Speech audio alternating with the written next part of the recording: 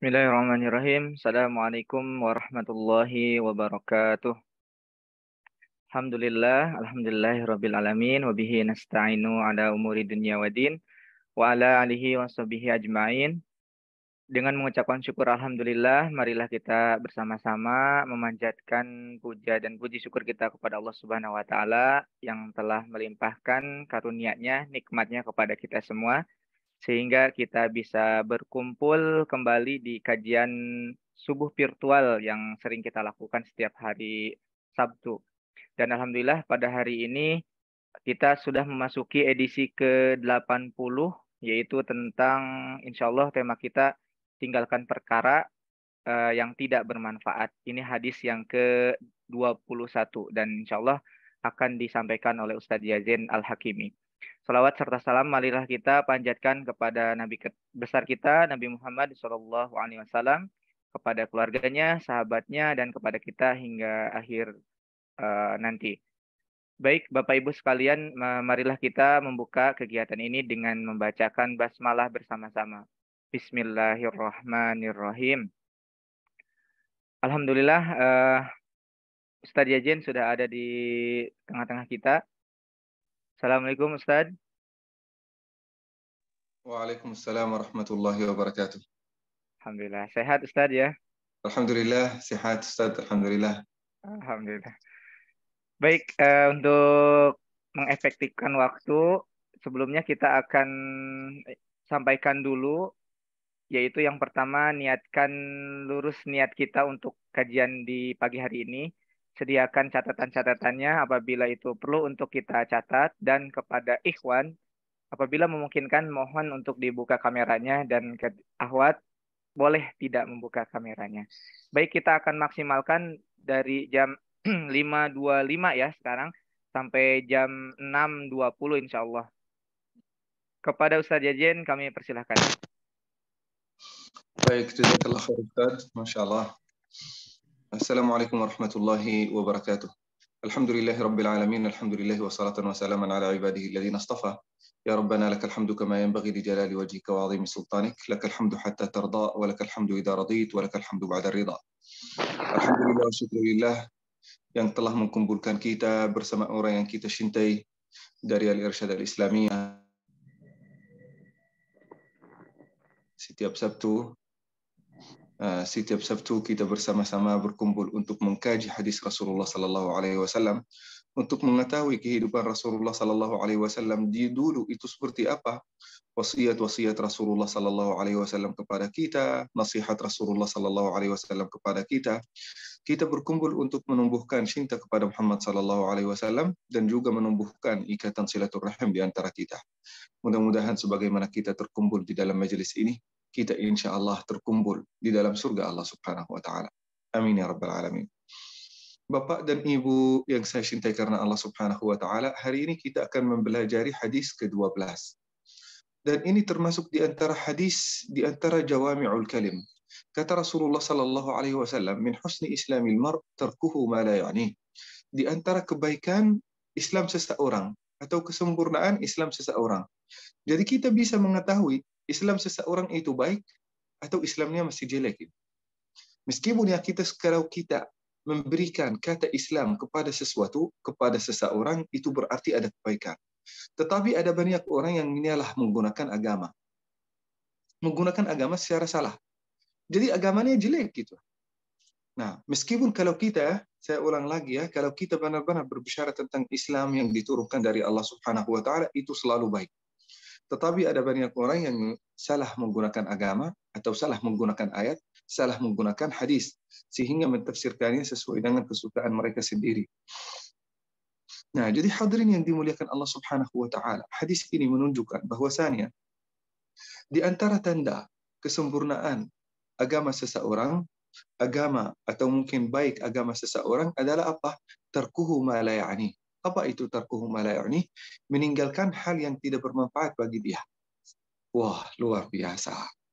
Kalau kita melihat hadis ini, hanya mungkin satu barisan aja. Satu garis saja. Tetapi manfaatnya itu luar biasa. Bahkan dengan satu nasihat ini dari Rasulullah Sallallahu Alaihi Wasallam terdapat kebaikan agama kita. terdapat kebaikan dari Islam kita. Ini hadis yang perlu kita mengajarkannya kepada diri kita sendiri, kepada keluarga kita, anak, suami, dan istri kita. Karena ini sangat bermanfaat. Kalau kita sudah mempelajari hadis ini, akan menjelaskan banyak hal bagi kita. Nah, sebelum kita mungkin menjelaskan hadisnya secara dalam, kita mempelajari tentang perawinya. Perawinya ini an Abi Hurairah. Diriwayatkan dari Abi Hurairah. Abi Hurairah ini termasuk di antara sahabat Rasulullah Sallallahu Alaihi Wasallam yang paling akhir masuk Islam. Tetapi yang paling banyak hadis yang diriwayatkan oleh beliau. Sampai-sampai beberapa ulama yang berkata hadis-hadis sahih yang diriwayatkan oleh Abi Hurairah di atas 12.000. 12.000 hadis. Ini hampir 2 kali lipat dibandingkan dengan orang yang kedua setelah Abi Hurairah, yaitu Abdullah bin Umar, Abi Sa'id al-Khudri, Abdullah bin Abbas, dan juga Abdullah bin Jabir, Aisyah radhiyallahu anha. 2 kali lipat dibandingkan dengan semua perawi-perawi yang lain. Para ulama berkata, Abi Hurairah ini hanya tinggal bersama Rasulullah Sallallahu Alaihi Wasallam hanya 2 tahun. Jadi saat itu Rasulullah Sallallahu Alaihi Wasallam usia beliau sudah sangat tua. Usia beliau sudah 61. Baru kenal dengan Abi Hurairah. Dari 61 sampai 63, Abu Hurairah menjadi sahabat Rasul yang paling banyak meriwayatkan hadis. Coba bayangkan hadirin yang dimuliakan Allah Subhanahu wa taala, kalau Abu Hurairah tidak ada, dari mana kita akan dapat hadis Rasulullah sallallahu alaihi wasallam? Kenapa para sahabat tidak banyak riwayatnya dari hadis Rasulullah sallallahu alaihi wasallam? Apakah ada kekurangan di dalam pemahaman mereka atau hafalan mereka atau ilmu mereka? Tidak. Abi Hurairah ini kalau kita mengetahui ceritanya secara singkat ya. Beliau orang Yaman, dari Yaman. Sebagaimana banyak di antara mungkin jamaah Al-Irsyad keturunan dari Yaman. Abi Hurairah juga keturunan dari Yaman. Dari kabilah, suku namanya Daus. Daus ini termasuk di antara kabilah yang sangat terkenal di sana di Yaman. Yang paling pertama dari suku ini masuk Islam namanya At-Tufail ibn Amr ad-Dusi. Namanya At-Tufail ibn Amr ad-Dusi. Masuk Islam, baru masuk Islam, dia minta izin dari Rasulullah. Rasul, mohon maaf, saya tidak bisa tinggal di Al-Madinah. Kenapa? Mau kemana? Saya mau balik. Kemana? Ke suku saya. Buat apa? Saya ingin memasukkan mereka ke dalam agama Allah Subhanahu wa taala. Ingin mendakwahkan mereka supaya mereka sama-sama masuk agama Islam. Luar biasa. Ini mungkin rasa tanggung jawab dan rasa perjuangan yang luar biasa. Jadi ibu-ibu dan bapak-bapak yang ikut kajian ini harus memiliki mindset dan daya perjuangan seperti itu. Jadi kita mempelajari satu hadis ini, kita berusaha untuk menyampaikannya. Jangankan ke suku kita, tidak penting mungkin ke provinsi, ke kota kita, tetapi at least kurang-kurang kita menyampaikannya kepada orang yang di sekitar kita. Sangat penting ini hadirin yang dimuliakan Allah Subhanahu wa taala. At-Tufail bin Amr baru masuk Islam, hari berikutnya sudah minta izin dari Rasulullah.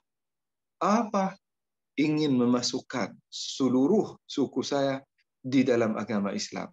Dia berusaha berkali-kali, 1 hari, 2 hari, 3 hari, 1 bulan, 2 bulan, 1 tahun, 2 tahun. Tetapi tidak ada satupun di antara mereka masuk agama Islam. Luar biasa. Balik lagi kepada Muhammad sallallahu alaihi wasallam. Sudah marah, capek, luar biasa. Merasa dia sudah mensiakan waktunya, mensiakan usahanya, mensiakan juga tenaganya. Datang kepada Rasulullah, ya Rasulullah, saya marah terhadap suku saya. Maka Rasulullah berdoalah supaya Allah Subhanahu wa taala menghancurkan kaumku. Luar biasa, saking kesal dan saking sakit hati terhadap sukunya. Kata Rasulullah sallallahu alaihi wasallam, sebentar. Rasulullah sallallahu alaihi wasallam mendekatkan Ka'bah dan berdoa, ya Allah, Allahumma hdi Dausa, Allahumma hdi Dausa, Allahumma hdi Dausa. Ya Allah, berikanlah hidayah kepada kaum Daus, kepada suku Daus sampai 3 kali. Padahal At-Tufail bin Amr ad-Dusi dia menunggu kapan Rasulullah sallallahu alaihi wasallam akan mendoakan supaya Allah menghancurkan kaumnya. tetapi Allah Subhanahu wa Ta'ala, Rasulullah Sallallahu Alaihi Wasallam itu sangat sayang kepada umatnya. Yang didoakan malah, ya Allah berikanlah hidayah kepada kaum Daus. Lalu ketika Rasulullah Sallallahu Alaihi Wasallam selesai doa, Rasulullah memerintahkan At-Tufail, tolong balik lagi ke kaummu dan lanjutkan dakwah di sana. Tufail bin Amr ad-Dusi balik lagi ke sukunya, suku Daus, berdakwah lagi di sana, mengajak mereka untuk masuk agama Islam, dan seluruhnya 100% di antara suku itu masuk agama Islam. Luar biasa, luar biasa. Di antara suku itu, anggota suku itu adalah seseorang yang sangat terkenal namanya di antara kita, yang bernama Abi Hurairah, yang kita akan mempelajari hadisnya hari ini. Nah, ketika masuk agama Islam dan bertemu dengan Rasulullah Sallallahu Alaihi Wasallam, Rasulullah Sallallahu Alaihi Wasallam sudah tua, usianya sudah 61. Tetapi Abi Hurairah itu ambil keputusan ingin mempelajari agama Islam langsung dari Rasulullah Sallallahu Alaihi Wasallam. Dia mengorbankan setiap semua usahanya, hartanya, kesibukannya demi mempelajari ilmu. Luar biasa. Dia ikhtiar untuk meninggalkan kerja supaya hanya mempelajari, fokus 100%, 24 jam untuk mempelajari ilmu dari Rasulullah Sallallahu Alaihi Wasallam. Apa yang dia lakukan? Dia sangat pintar ini, Abi Hurairah. Dia tinggal di mana? Di Masjid Rasulullah Sallallahu Alaihi Wasallam yang berada lokasinya sebelah pintu dan sebelah pintu rumah Rasulullah Sallallahu Alaihi Wasallam. Dia di sana di dalam masjid bersama Ahlus Suffah. Ahlus Suffah itu yang tidak punya rumah, yang sudah berhijrah dari rumahnya, berhijrah dari kotanya, berhijrah dari negaranya, datang kepada Rasulullah Sallallahu Alaihi Wasallam. Akhirnya mereka tidak dapat rumah, tidak punya tempat tinggal, dan juga pun finansialnya itu sangat berkurang. Akhirnya mereka tinggal di dalam masjid. Mereka hidup kalau apabila ada sedekah dari infak dari orang lain. Di antaranya Abi Hurairah. Itu kehidupan Abi Hurairah. Jadi Abu Hurairah itu tidak bekerja. Dia hanya mengkorbankan waktunya untuk mempelajari ilmu dari Rasulullah Sallallahu Alaihi Wasallam. Tinggal di mana? Di dalam masjid. Luar biasa. Mempelajari ilmu hadis dan ilmu Rasulullah Sallallahu Alaihi Wasallam secara mulazamah. Apa artinya mulazamah? Mengikuti Rasulullah Sallallahu Alaihi Wasallam dimanapun Rasulullah Sallallahu Alaihi Wasallam pergi. Ini pelajaran bagi kita semua hadirin yang dimuliakan Allah Subhanahu wa Ta'ala. Kalau engkau mempelajari ilmu dan benar-benar menyerap semua ilmu-ilmu dari guru, maka kita harus mulazamah, mengikuti guru kita dimanapun dia pergi. Kadang-kadang mungkin guru menyampaikan hanya mungkin dari buku. Kita hanya akan mempelajari keterangan-keterangannya aja, tetapi belum pernah mempelajari adab dan bagaimana cara kita mengamalkan ilmu itu. Saya sendiri ini hadirin yang dimuliakan Allah Subhanahu wa Ta'ala, ketika saya ada di Yaman, saya sempat saat itu untuk saat mempelajari ilmu qiraat 7 dan qiraat 10, itu termasuk di antara ilmu yang sangat susah. Sampai sekarang seseorang yang jurusannya qiraat dalam S1, S2, S3 belum berhasil hafal qiraat 7 dan qiraat 10. Saat itu usia al-faqir masih 13, 12, 14 tahun gitu ya. Saya mulazamah guru saya. Sampai ke rumahnya, datang ke rumahnya. Nunggu kapan dia berangkat ke masjid. Nunggu di depan pintunya. Atau mungkin mengingatkan dia untuk berangkat ke masjid. Supaya kita berangkat bareng. Di dalam perjalanan, saat perjalanan, saya setor Al-Quran, setor qiraat, atau membahas lagi diskusi tentang masalah-masalah qiraat. Qiraat Al-Quran. Nah, itu bukan hanya 1 hari, 2 hari, 3 hari, tetapi beberapa tahun hadirin. Nah, selesai belajar dari guru ini, mempelajari dari guru yang berikutnya. Selesai dari guru ini mengutus saya atau juga memberi rekomendasi kepada saya supaya mempelajari ilmu lain bersama guru lain. Itu berkahnya luar biasa hadirin. Bahkan di antara mungkin murid-murid saya yang paling bermanfaat ilmunya di sini di Indonesia, mereka mempelajari ilmunya secara mulazamah. Di antaranya Muzammil Hasbullah, itu mulazamah terus gitu. Saat saya masih S2 di ITB. Nah, ada juga Bilal At-Taqi, ada juga Maulana Yusuf. Itu luar biasa berhasil dan juga ilmunya sangat bermanfaat sekarang. Jadi hadirin yang dimuliakan Allah Subhanahu wa taala, dapat cara itu dari mana? Dari Abu Hurairah yang dalam waktu yang sangat singkat mempelajari ilmu hadis dari Rasulullah sallallahu alaihi wasallam sampai mengalahkan sahabat-sahabat yang lain. Di antara hadis yang diriwayatkan oleh Abi Hurairah, hadis ini berada di dalam Sahih At-Tirmizi dan juga bi isnadin hasan. Kata Imam Al-Albani, ini termasuk di antara hadis yang hasan, bisa diterima ajarannya. Hadis ini apa? Min husni islamil mar. Di antara kebaikan agama seseorang, di antara kesempurnaan agama seseorang atau Islam seseorang adalah apa? Meninggalkan perkara-perkara yang tidak bermanfaat bagi dia. Nah, ini sangat penting hadirin yang dimuliakan Allah Subhanahu wa taala. Rasulullah sallallahu alaihi wasallam seolah-olah ingin menyampaikan kepada kita, umur itu dan dunia ini sangat terbatas. Terbatas umur kita, terbatas time dan waktu yang diberikan kepada kita, terbatas kesempatan yang diberikan kepada kita. Lebih bagus kita fokus pada hal yang bermanfaat supaya kita menghabiskan umur kita, waktu kita dalam hal yang bermanfaat. Jangan sampai kita sibuk dengan hal yang tidak bermanfaat sehingga selesai habis umur kita, sedangkan kita belum melakukan sesuatu yang bermanfaat yang mendekatkan diri kita kepada Allah Subhanahu wa taala. Seperti apa yang tidak bermanfaat? Memikirkan orang lain. Memikirkan urusan orang lain. Sampai-sampai kita sendiri sakit hati terhadap sesuatu yang tidak bermanfaat bagi kita sendiri. Sakit hati karena memikirkan urusan orang lain yang tidak ada kaitannya dengan diri kita sendiri. Sibuk memikirkan kondisi kekayaan, kemiskinan orang lain. Sibuk memikirkan aib dan kekurangan orang lain. Padahal kekurangan kita itu sangat banyak. Kita meninggalkan, bahkan melupakan semua kekurangan-kekurangan yang ada di diri kita sendiri, malah fokus pada orang lain. Jadi hadirin yang dimuliakan Allah Subhanahu wa taala, ada seseorang namanya Al-Ahnaf bin Qais di antara tabi'in, orang-orang di antara orang yang sangat saleh. Termasuk di antara orang yang paling berpengaruh di antara orang Arab di Timur Tengah. Bahkan ada orang yang berkata, Al-Ahnaf bin Qais apabila dia marah, bukan hanya sendiri dia marah, malah 100.000 orang di antara manusia ini akan ikut marah sama dia. Karena pasti kalau dia marah, hanya marah tentang sesuatu yang wajar. Ketika dilihat, ini Al-Ahnaf bin Qais ditanya, kenapa engkau ini jarang marah? Kenapa engkau selalu senyum? Kenapa engkau selalu bahagia? Dia berkata, karena saya meninggalkan urusan orang lain, fokus pada urusan saya sendiri. Luar biasa, luar biasa. Jadi dianggap sebagai orang yang sangat bijak, sebagai seorang yang sangat menjadi bijaksana, teladan bagi orang lain. Kenapa? Karena meninggalkan urusan orang lain. Jatuh kehormatan kita, jatuh nama kita saat kita berusaha untuk menjatuhkan orang lain atau mungkin memikirkan urusan orang lain. Hadirin. Nah, ada seseorang juga di antara tabi'in ketika dia sakaratul maut, sakitnya luar biasa itu. Saat itu sakitnya luar biasa saat sakaratul maut. Tetapi dalam keadaan sakaratul maut dia senyum, bahagia gitu. Ditanya, kenapa engkau bahagia? Dia berkata, karena saya meninggalkan. Karena saya meninggalkan urusan orang lain.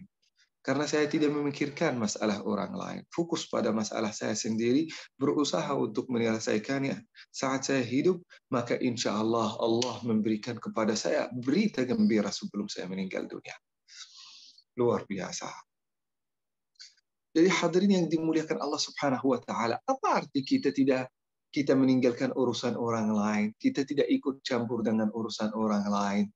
Apa artinya kita meninggalkan yang tidak bermanfaat bagi diri kita sendiri? Apa itu artinya? Kita berarti kita tidak menasihati orang lain, kita tidak mengetahui kondisi orang lain. Bukan. Bukan. Mengikuti urusan orang lain bisa jadi wajib. Bisa jadi wajib. Nah, gimana wajibnya? Wajib saat kita melihat kemungkaran.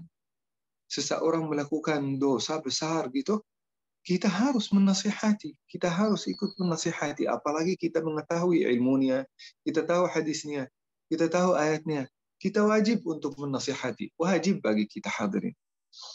Kalau kita tidak menasihati, berarti kita berdosa. Nah, Para nabi dan rasul itu menasihati orang lain, mengajak orang lain untuk masuk agama Allah Subhanahu wa taala, itu tidak berarti mereka ikut campur dengan urusan orang lain. Bukan.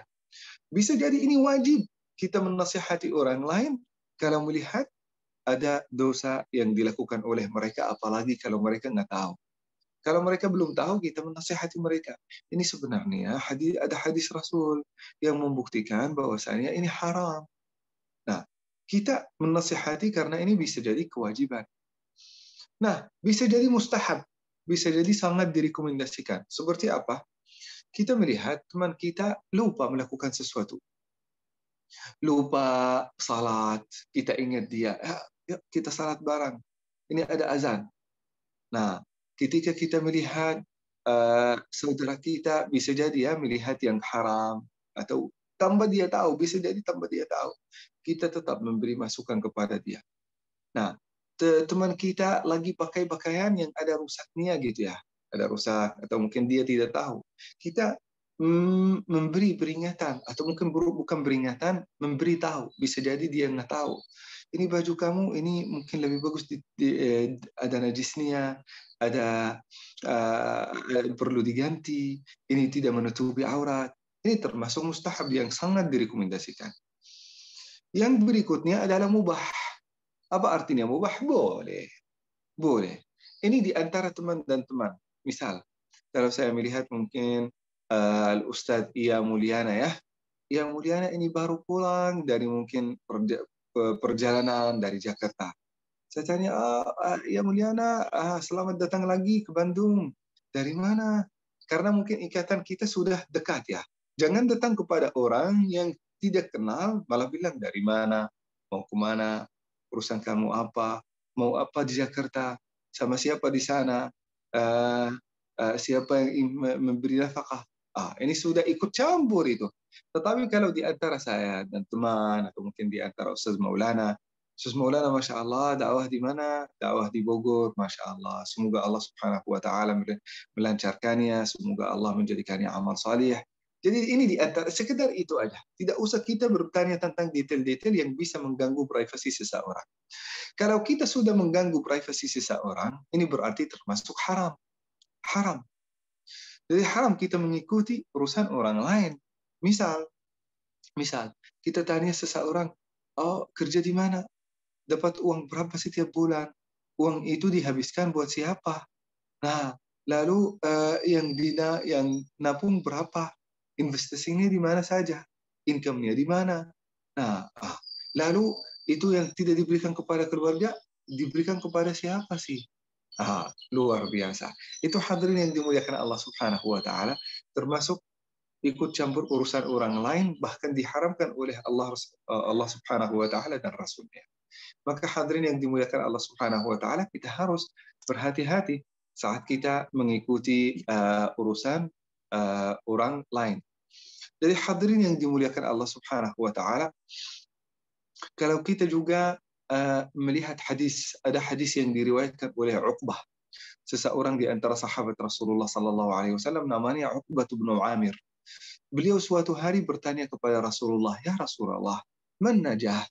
Keselamatan itu apa ya Rasulullah? Bagaimana saya dapat selamat di dunia dan juga di akhirat? Apa yang membuat saya selamat? Selamat dari siksa Allah Subhanahu wa Ta'ala di akhirat dan juga selamat di dunia." Nah, kata Rasulullah sallallahu alaihi wasallam, "Amsik 'alaika hadha." Amsik 'alaika hadha. Apa artinya amsik 'alaika hadha? Tahan lidahmu. Tahan ini. Tahan lidahmu. Setiap kali kita mau ngomong sesuatu, setiap kali kita mau berbicara sesuatu, kita harus ingat apakah apa yang kita sampaikan itu termasuk bermanfaat atau tidak, termasuk yang diridai Allah Subhanahu wa Ta'ala atau tidak. Kalau kita selalu menjaga lidah kita, tidak berbicara kecuali yang bermanfaat, maka insya Allah kita dapat najah di sisi Allah Subhanahu wa Ta'ala. Najat itu apa? Adalah keselamatan. Keselamatan itu bisa terdapat dengan menahan ucapan-ucapan kita, menahan lidah kita. Menahan apa? Menahan ucapan-ucapan yang menyakitkan orang lain, menyakiti orang lain. Menahan lidah dari ucapan-ucapan yang menguruh suasana, menjadikan suasana itu keruh dan tidak enak.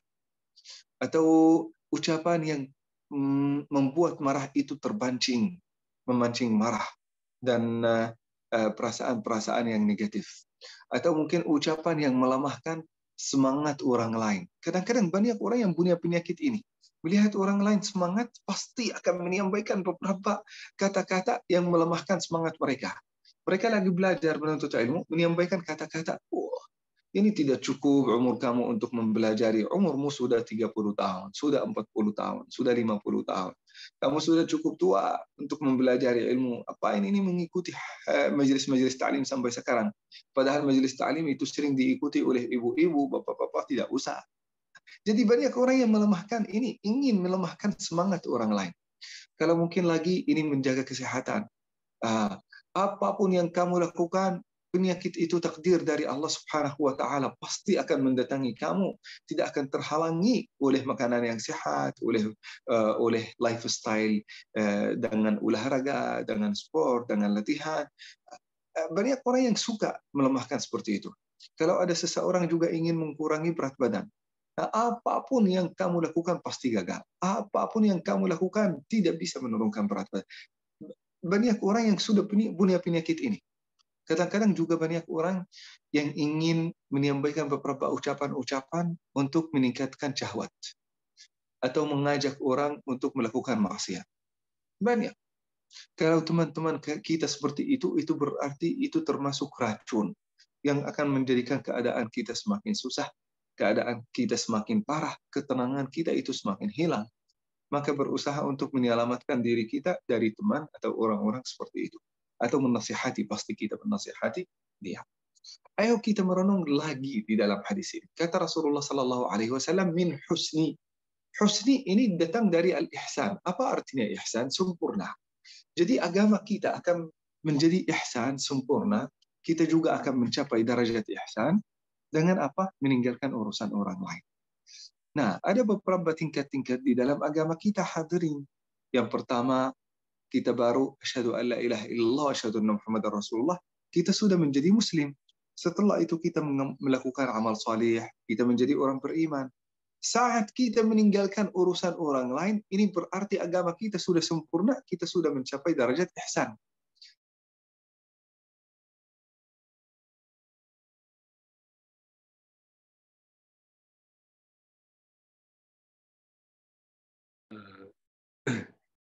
Sepertinya sinyalnya terputus ya. Maaf. Iya. Oke, Sinyalnya udah bisa kenapa? lagi Ustaz. Sinyalnya kenapa? Tadi nge-lag, sekarang udah bisa. Sekarang gimana? Sudah bisa Ustaz. Dilanjut lagi Ustaz. Nah, baik teman-teman. Jadi tanda Islam seseorang, apa artinya Islam? Selamat. Islam selamat. Jadi apabila orang lain sudah selamat dari lidah kita, selamat dari gangguan kita, selamat dari fitnah yang muncul dari kita sendiri, itu berarti kita sudah muslim. Tetapi kalau, maaf sekali ya, banyak di antara orang agamis gitu ya, bahkan banyak orang yang mengaku Islam, tetapi orang lain tidak pernah selamat dari lidahnya. Tidak pernah selamat dari fitnahnya. Tidak pernah selamat dari kata-kata buruknya. Tidak selamat dari ucapan-ucapan yang tidak baik yang muncul dari dirinya sendiri. Ini berarti ada masalah dalam Islamnya. Atau dia sendiri juga tidak percaya pada Islam. Atau bisa jadi ini orangnya termasuk orang munafik. Karena orang ini malah setiap yang muncul dari dirinya sendiri adalah gangguan bagi orang lain. Adalah bisa jadi bukan hanya mungkin ucapan, bahkan bisa jadi mengganggu orang lain dengan tangannya. Dengan tangan yang mencuri, dengan tangan yang korupsi, dengan tangan yang mukul, dengan tangan yang menzalimi, dengan lidah yang juga menzalimi orang lain. Jadi hadirin yang dimuliakan Allah Subhanahu wa taala, kita dapat ihsan dan menjadi orang muslim sejati kalau kita meninggalkan yang perkara-perkara yang tidak bermanfaat bagi kita sendiri. Nah, kalau kita benar-benar memfokus dan menjadikan umur kita fokus pada sesuatu yang bermanfaat, insya Allah kita termasuk orang yang selamat di sisi Allah Subhanahu wa taala karena kita akan meninggalkan 99 di antara hal yang menyibukkan diri kita, sedangkan kesibukan itu tidak bermanfaat bagi diri kita sendiri. Bisa jadi kesibukan yang mendekatkan diri kita kepada Allah Subhanahu wa Ta'ala hanya 1% dari kesibukan-kesibukan yang kita lakukan sehari-hari. Kalau kita memperhatikan hadis ini, insya Allah, kata Imam At-Tabari, ini termasuk Jawami'ul Kamil Al-Kalim. Di antara kalimat-kalimat yang sangat sempurna yang disampaikan oleh Rasulullah Sallallahu Alaihi Wasallam, maka kalau kita memperhatikannya, maka kita sudah menyempurnakan 50% dari agama kita. Mudah-mudahan bermanfaat. Jazakumullah khair. Barakallahu fikum. Wassalamualaikum warahmatullahi wabarakatuh. Waalaikumsalam warahmatullahi wabarakatuh. Jazakallahu khairan Ustadz. Alhamdulillah kita sudah mendengarkan apa yang tadi disampaikan oleh Ustadz, yaitu tentang tinggalkan perkara yang tidak bermanfaat ya. Selanjutnya kita akan ada sesi tanya jawab. Persilahkan kepada jamaah, silahkan untuk bertanya melalui chat ataupun raise hand. Nah, di sini Ustaz sudah ada pertanyaan dari hamba Allah. Assalamualaikum Ustaz, izin bertanya. Tadi disampaikan diharamkan kita bertanya tentang privasi seseorang. Bagaimana dengan pertanyaan ketika ta'aruf? Kira-kira pertanyaan apa saja yang baik atau yang dibolehkan ketika ta'aruf, Ustaz? Nah, saat ta'aruf itu hal lain. Tetapi saat kita ta'aruf, kita harus pintar. Kita sebagaimana orang Inggris berkata, kita harus bertanya strategic question. Apa arti strategic question? Itu soal-soal, pertanyaan-pertanyaan strategis yang benar-benar akan mempengaruhi kehidupan kita sebagai calon suami atau sebagai calon istri. Misal, kamu pandangan engkau kepada kaum wanita apa? Pandangan engkau kepada kaum laki-laki apa? Ini strategis, benar-benar akan mempengaruhi semua kehidupan ke depan. Nah, pertanyaan yang lain, kira-kira saat apa yang engkau lakukan di free time? Saat engkau punya waktu luang, apa yang engkau lakukan? Hobi-hobi engkau di masa depan apa? Mau jadi apa? Untuk mencapai itu, apa yang engkau ikhtiar untuk lakukan? Dari sekarang, apa yang engkau pernah ikhtiar untuk lakukan? Seperti ini benar-benar kita bisa mengetahui orang ini akan menjadi seperti apa. Ikatan engkau dengan keluarga besarmu seperti apa?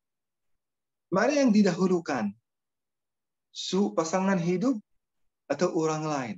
Ini jadi strategic question. Tambah kita tanya hal-hal yang sangat tidak mungkin yang namanya silly questions. Sesuatu mungkin pertanyaan-pertanyaan yang sangat tidak bermanfaat. Misal bertanya sesuatu yang tidak bermanfaat.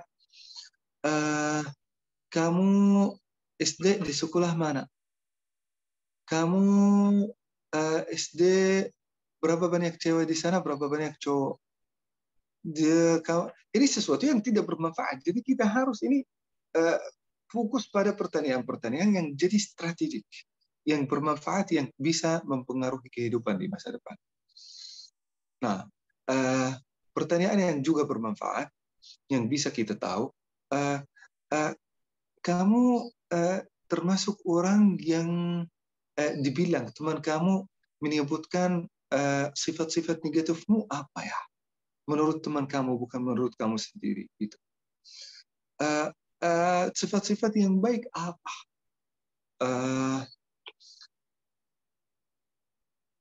Dulu pernah ada hubungan yang gagal atau tidak? Nah, ini dan kenapa gagal? Nah, tidak penting gagal atau tidak. Kenapa gagal? Nah, itu mungkin seperti ini pertanyaan-pertanyaan yang akan sangat bermanfaat. Itu tidak termasuk ikut campur dengan urusan orang. Terima kasih Ustaz, terima kasih Ron. Ini ada yang raise hand Ustaz dari Zaki, Mas Zaki atau AA Zaki ya. Silakan. Silahkan, Zaki. Warahmatullahi wabarakatuh. Waalaikumsalam warahmatullahi wabarakatuh. Bagaimana menghadapi orang-orang yang menzolimi orang lain? Tadi ada tidak pernah selamat dengan Islam, adalah orang munafik itu, apakah ada sikap yang dengan cara melawan kedoliman, membela keadilan, yang kayak gitu-gitu. Apakah boleh, Ustaz? Terima kasih. Diulang-ulang lagi. Jadi ada yang mengenai orang yang mendolimi orang lain. Ada yang menyikapi dengan cara melawan kedoliman, membela keadilan. Tuh, Ustaz. Itu apa hukumnya, boleh atau enggak? Terima kasih. Menurut Ustaz Maulana bisa jelasin Ustaz Maulana? Ketika ada orang yang dizolimi, Ustadz membela yang dizolimi gitu ya, Ustadz Zaki ya? Ustadz Zaki. Iya. Kalau iya, untuk membela agar orang-orang itu tidak boleh dijolimi dengan cara membela keadilan, melawan kedoliman. Gitu. Iya. Jadi ada orang yang dizolimi, kita membela Ustadz orang yang dizolimi tersebut. Yang dizalimi. Ya betul, itu juga hadis Rasulullah sallallahu alaihi wasallam. Unsur akhaka zaliman atau madlumah. Berikanlah kemenangan, pertolongan kepada saudaramu apabila dia terzalimi atau menzalimi. Menzalimi kita mencegah kezalimannya. Dia terzalimi, kita berusaha untuk menenangkan, memberi pertolongan dan memberi bantuan kepada dia. Ini tidak termasuk ikut campur. Selama kita bisa. Misal, kalau ada seseorang dicuri hartanya, kita berusaha ikut campur untuk mencari siapa yang mencurinya, siapa yang mengambilnya. Nah, ada seseorang juga menyakiti perasaan saudara kita, atau mungkin seseorang, bukan, tidak penting juga saudara kita. Siapapun di antara umat Islam disakiti, dizalimi dengan ucapan-ucapan yang meremehkan atau mungkin mengolok-olok. Maka kita berusaha untuk memberi pertolongan untuk membalas orang-orang yang menzalimi. Kamu harus berhenti di sini. Jangan karena dia lemah, kamu akan menyampaikan ucapan-ucapan yang negatif seperti ini. Ingat hadis Rasulullah sallallahu alaihi wasallam, bla bla bla bla bla bla. Kamu jangan merasa lebih baik daripada dia, karena setiap orang di antara manusia itu pasti ada kekurangan dan kelemahan. Jadi boleh kita mengikuti, kita memberi pertolongan kepada orang yang terzalimi. Baik, Ustaz. Ada lagi pertanyaan, Ustaz. Ini ketika ada anggota keluarga kita yang selain Islam, itu ketika ada keluarga kita yang masuk agama selain Islam, misal, apakah kita berdosa kepada saudara kita? Bagaimana sebaiknya, Ustaz? Nah, kita tidak berdosa ya. Menurut saya kita tidak harus terlalu fanatik terhadap orang yang meninggalkan agama Allah Subhanahu wa taala. Setiap hari di seluruh dunia yang masuk agama Allah Subhanahu wa taala itu ribuan. Setiap hari itu ribuan yang masuk agama Islam. Kalau ada seseorang meninggalkan, ya udah, itu urusan dia sendiri. Bisa jadi dia akan semakin benci Islam kalau kita semakin memusuhi. Maka kita membiarkan, kita menasihati dia dengan cara yang sangat baik. Nah, silakan kalau kamu mau meninggalkan Islam, silakan. Tetapi ingat bahwasanya agama Islam itu punya kelebihan di atas agama yang lain dengan bla bla bla bla bla. Allah Subhanahu wa taala juga meridai kita sebagai umat Islam. Nanti insya Allah sebagaimana kita berkumpul di dunia, kita berkumpul di dalam surga Allah Subhanahu wa taala. Kita menjelaskan dengan cara yang baik. Kalau kita memusuhi atau kalau kita menghadapi orang yang meninggalkan agama kita dengan cara yang tidak baik, meskipun dia sudah tahu 100% agama kita adalah benar, tetapi karena ini ingin karena kita sudah menyampaikan kata-kata yang negatif kepada dia, dia ikut keras kepala terhadap kita atau besar kepala, sehingga dia tidak akan mengikuti agama Islam, padahal dia sudah benar-benar tahu Islam itu yang terbaik dan yang paling benar. Maka kita tidak usah menyikapinya dengan marah, dengan memusuhi. Tidak apa-apa, silahkan. Kalau engkau mau meninggalkan, meskipun itu anak kita sendiri, meskipun itu di antara keluarga kita sendiri, kita nggak apa-apa. Silahkan. Faman syaa falyu'min wa man syaa falyakfur. Kata Allah Subhanahu wa taala di dalam Al-Qur'an, barang siapa yang mau masuk Islam, alhamdulillah, silahkan. Untuk engkau akan menjadi saudara kita. Kamu mau meninggalkan Islam, itu pilihan engkau, yang engkau akan tanggung jawabnya di dunia dan juga di sisi Allah Subhanahu wa taala. Baik Ustadz, ada lagi pertanyaan. Sebagian memandang bahwa kebaikan Islam seseorang dicapai dengan mengerjakan kewajiban-kewajiban dan menjauhi larangan-larangan. Dan ini adalah tingkatan golongan yang pertengahan. Mengapa disebut pertengahan? Kalau yang paling tinggi seperti apa? Katanya Ustadz. Pertengahan dari mana maksudnya? Eh, Islam itu kan pertengahan Ustadz ya. Nah, Ah, apakah ada yang lebih tinggi dari itu Ustadz? Katanya. Dan kenapa disebut pertengahan katanya? itu pertengahan seperti pertengahan segitiga ya. Kalau segitiga yang paling atas itu tengah kan? Paling atas itu tengah. Itu juga agama Islam, hadirin yang dimuliakan Allah Subhanahu wa taala. Kita kalau radikal, terlalu radikal pasti di bawah. Terlalu radikal ke sini pasti di bawah. Nah, yang pertengahan itu yang paling atas itu agama Islam. Jadi seperti segitiga saja, bukan garis lurus gitu ya. Nah, betul, betul. Iya, iya. Ini juga ada pertanyaan Ustadz. Seandainya ada orang yang kata-katanya kurang baik Ustadz, tapi jika dinasehati pasti reaksinya kurang baik. Bagaimana sikap kita? Nah, sikap kita sudah melakukan kewajiban, yaitu kita menasehati. Dia tidak mengikuti nasihat, itu urusan dia sendiri. Yang penting kita sudah menyampaikan nasihat kepada dia. Nah, kecuali kalau mungkin ini ada beberapa orang, kalau kita menasehati, kita perlu untuk menikabinya dengan lebih serius lagi. Misal, kalau ada seseorang yang kita tanggung jawabnya, misal istri, suami, anak, ini meskipun kita menasihati satu kali, dia tidak mengikutinya, tidak menerimanya satu kali. Kita berusaha untuk mengulanginya dengan sikap yang berbeda, dengan cara yang berbeda, sampai dia tahu. Karena ini tanggung jawab kita. Sampai kapan dia akan salah? Nah, kalau ke orang lain ya udah kita melemparkan nasihat kepada orang ini, minta ridha Allah Subhanahu wa taala, untuk dapat pahala dari Allah Subhanahu wa taala, bukan untuk kepentingan yang lain. Kalau dia terima, alhamdulillah. Kalau tidak diterima juga, saya sudah melunasi kewajiban. Ya, Ustadz. Baiknya sih kita nasihatin dulu saja. Setelah itu berubah atau enggaknya kita lepas diri saja. Ya, tetapi harus juga dari awal kita berusaha untuk merencanakan untuk nasihatnya. Jangan asal kita menyampaikan kata-kata, bisa jadi kata-kata yang kasar, bisa jadi kata-kata yang tidak cocok. Kita berusaha untuk menyampaikannya sebaik mungkin. Billati hiya ahsan. Kata Allah Subhanahu wa taala, irfa' billati hiya ahsan. Menyampaikan nasihat itu, dorong nasihat itu dengan cara yang terbaik, bukan yang baik, yang terbaik. Ya, Ustadz. Ini ada lagi Ustadz.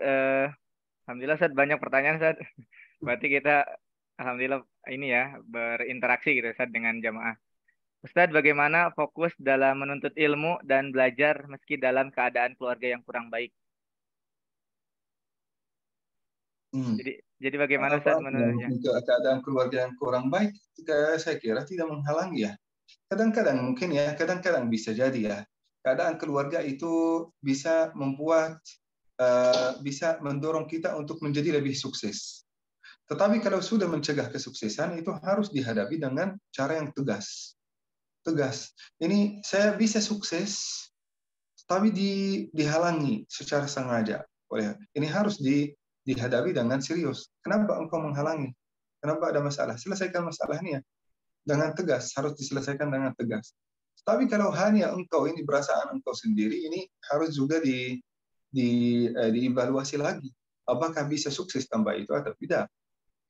Nah, tetapi kalau mencegah, engkau ini mau lari, mereka mau pegang, malah mau menggagalkan, mau memiskinkan, nah ini harus juga dievaluasi lagi dan juga dihadapi dengan secara tegas. Siapapun dia, orang yang mencegah atau menghalangi kita untuk sukses, harus dihadapi dengan tegas, bukan hanya keluarga. Kalau tegas sama galak, bedanya gimana Ustaz? Kalau tegas sama galak, Ustaz. Tegas sama galak biasanya Ustaz. Nah, tegas sama galak ya nggak tahu ya, mungkin saya nggak tahu apa artinya dalam bahasa Indonesia. Kalau bahasa Ustaz, dari saya mungkin Ustaz pertanyaan terakhir, kalau guru Ustaz kan ini ya anak-anak sekarang itu banyak hal-hal yang tidak bermanfaat Ustaz, contohnya punten untuk TikTokan gitu Ustaz, TikTokan ataupun ada Korea gitu Ustaz, dari ini Koreaan gitu Ustaz. Nah, bagaimana kita Ustadz sebagai guru menyampaikan ke anak didik kita bahwa hal demikian itu sebenarnya kurang baik dan kurang bermanfaat gitu. Lebih baik mengerjakan yang lebih bermanfaat dari itu. Sebenarnya kita tidak bisa bilang tidak bermanfaat, Ustaz. Kita tidak bisa bilang tidak bermanfaat. Saya sendiri nggak tahu ya, karena tidak pernah lihat Korea ya. Karena saya main TikTok juga, saya sendiri main TikTok, punya akun TikTok. Ada manfaatnya. Asal kita follow, asal kita mengikuti, mungkin akun-akun yang bermanfaat. Nah, dan juga konten-konten kita itu bermanfaat. Nah, kalau kita juga pun mungkin kita mempelajari dari Korea itu yang bermanfaat, ya udah kita nggak apa-apa. Tetapi kalau antum tahu bahwasanya tidak ada manfaat apapun dari ini Korea, dari mungkin TikTok, lebih bagus meninggalkannya. Tapi kalau ada manfaat, merasa ada manfaat, bukan membohongi diri sendiri ya. Iya. Bukan membohongi diri sendiri. Benar itu bermanfaat, dan itu manfaatnya yang paling besar, sebesar mungkin. Tidak ada yang mungkin kita bisa menghabiskan waktu kita dalam hal yang lebih bermanfaat. Jadi ada yang tidak bermanfaat, ada yang bermanfaat, ada yang lebih bermanfaat. Maka kita pilih yang mana? Yang paling bermanfaat. Kita evaluasi semuanya berdasarkan itu. Kalau antum melihat itu Korea bermanfaat, ya silahkan lanjut. Atau mungkin yang paling bermanfaat maksud saya. Maka lanjut. Kalau tidak bermanfaat, maka lebih bagus ditinggalkan. Apalagi jangankan bermanfaat, tidak bermanfaat. Kadang-kadang itu ada banyak risikonya, ada banyak mudaratnya, ada banyak mungkin nilai-nilai buruk yang bisa tersebar kepada komunitas-komunitas kita, kepada umat Islam. Lebih bagus kalau gitu, bukan lebih bagus, malah wajib kita meninggalkan. Jadi intinya tergantung kontennya Ustaz ya. Tergantung, betul. Kontennya kalau bermanfaat ya itu bisa jadi bermanfaat. Jazakallahu khairan Ustaz, mungkin alhamdulillah sudah jam 6:10. Mungkin kita akan langsung doa Ustaz. Akan dipimpin oleh Ustaz Yajen. Dipersilakan Ustaz. Baik, jazakallah khair. Alhamdulillahi Rabbil Alamin. Alhamdulillah wa salatan wa salaman ala ibadihi alladhina astafa. اللهم اجعل تجمعنا هذا تجمعا مرحوما واجعل تفرقنا من بعده معصوما ولا تجعل فينا ولا معنا ولا بيننا شقيا ولا محروما اللهم آتنا في الدنيا حسنة وفي الآخرة حسنة وقنا واصرف عنا عذاب القبر والنار سبحان ربك رب العزة عما يصفون وسلام على المرسلين والحمد لله رب العالمين تقبل الله منا ومنكم. Amin amin ya rabbal alamin. Jazakallahu khairan Ustaz. Mudah-mudahan Ustaz sehat terus dan bisa mengisi terus kajian subuh virtual ini Ustaz. Baik, jamaah virtual subuh, alhamdulillah kita sudah selesai untuk kajian pada hari ini, yaitu Hadis Arba'in yang ke-12. Mudah-mudahan kita minggu depan bisa berjumpa kembali, bertemu kembali di kajian virtual subuh. Sebelum kita tutup, ada informasi kepada jamaah virtual subuh apabila ingin menyalurkan bantuannya untuk korban gempa di Cianjur. Kita akan ada penggalangan dana ya dari Lajnas. Kita akan membangun rumah ya. Kita akan membangun rumah itu untuk korban-korban gempa yang ada di Cianjur. Bisa disalurkan bantuannya melalui nomor rekening BSI 770119960008 atas nama Lajnas Al-Irsyad Al-Islamiyah ataupun kontak person ke Ustadz Agus Abdul Muhlis dengan call centernya ataupun kontak WA-nya yaitu 081324838158. Mudah-mudahan apa yang jamaah ataupun Bapak Ibu sekalian salurkan untuk korban gempa di Cianjur itu bisa bermanfaat bagi saudara-saudara kita yang ada di sana. Nah, ini sudah ditampilkan di layar, bisa menghubungi ke nomor yang ada di layar ataupun bisa menyalurkan donasinya ke nomor rekening BSI yang sudah tertera di layar. Baik, Bapak Ibu sekalian, dan tidak lupa juga ketika ada kajian-kajian ataupun info yang bermanfaat dari Al-Irsyad, boleh silahkan di-share ke keluarganya, ke sahabatnya, ke tetangganya. Mudah-mudahan itu bisa jadi amal jariah untuk kita semua. Kita akan tutup dengan bacaan hamdalah, alhamdulillahirabbil alamin, istighfar, astagfirullahaladzim, dan doa akhir majlis. Subhanakallahumma wa bihamdika asyhadu an la ilaha illa anta astaghfiruka wa atubu ilaik. Assalamualaikum warahmatullahi wabarakatuh.